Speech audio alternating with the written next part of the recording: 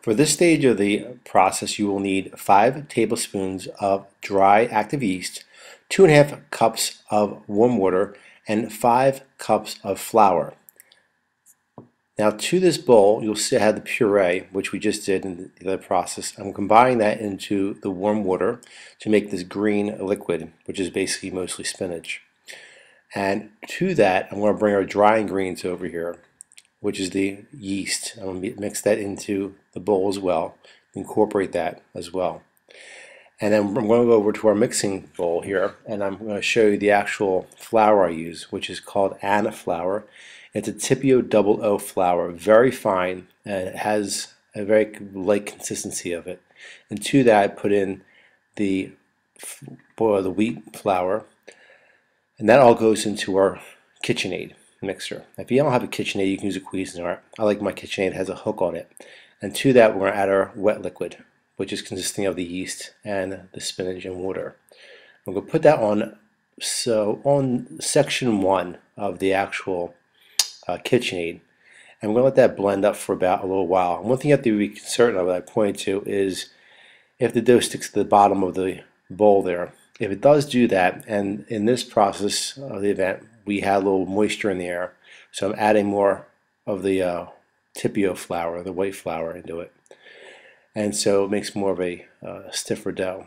You'll see it still hasn't come together. It's still fairly wet. You'll see from the very, very bottom I'm pointing to how it's still stuck to the bottom of the bowl. That's a good indication you need more dryness in your dough. Again, depending on the moisture in the air, depending on how much kind of flour you're using, if you're using a bread flour versus this Tipio flour, you might not need that. But since I'm using the double O flour, you're probably going to need a lot more flour consistency. So we're just going to tighten it up a little more with just a little more flour. You see we're getting our bowl now. I'm going to push it down just to get all the moisture off the hook into the bowl. I'm going to take a little piece of it to do a baker's window technique, which is see how much gluten is in the dough. Make a little ball, hold it up to window pane. And if I can see my finger, which in this case does not work because it breaks apart, I'm going to throw it back in the bowl, mix it for another 10 minutes or so, 5-10 minutes, make a ball again, and then start stretching it. You'll feel the actual dough fairly elastic, and it has more of a give to it. And you put your finger behind it, you'll see, the light and the finger behind the actual dough. So it means it's ready. So I transfer that bowl and dough over to our workbench, and I put olive oil in a glass bowl. Now I'm going to knead the dough into a ball, and you can do this on the surface. I can do it the way you see here now.